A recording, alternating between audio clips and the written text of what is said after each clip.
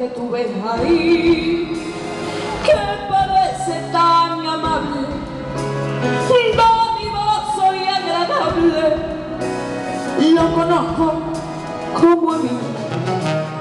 Ese hombre que tú ves ahí, que aparenta ser divino, tan afable y efusivo, solo sabe hacer sufrir.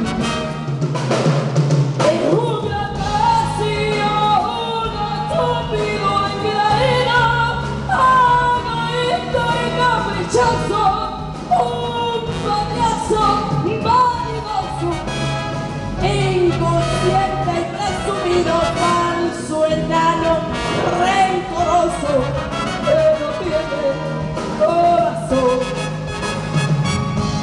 Lleno de celos, sin razones ni motivo, como el viento impetuoso, un payaso vanidoso, inseguro de sí mismo, soportable como amigo, insufrible como amor.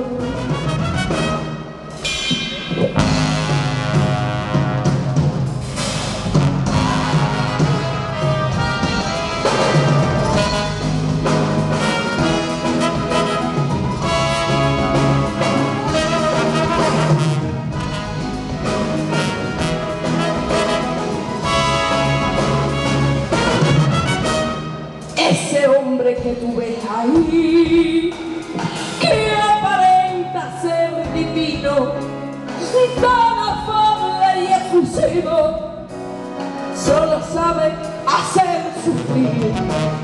Ese hombre que tú ves ahí, que parece tan seguro, dame bien por el mundo, lo conozco como a mí.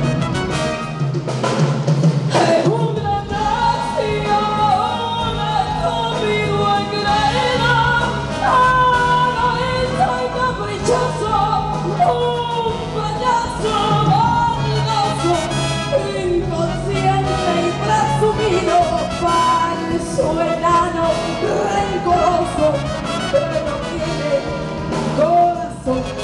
Lleno los celos sin razones ni motivo, como el viento impetuoso, pocas veces cariñoso, inseguro de sí mismo, soportable como amigo, insufrible como amor.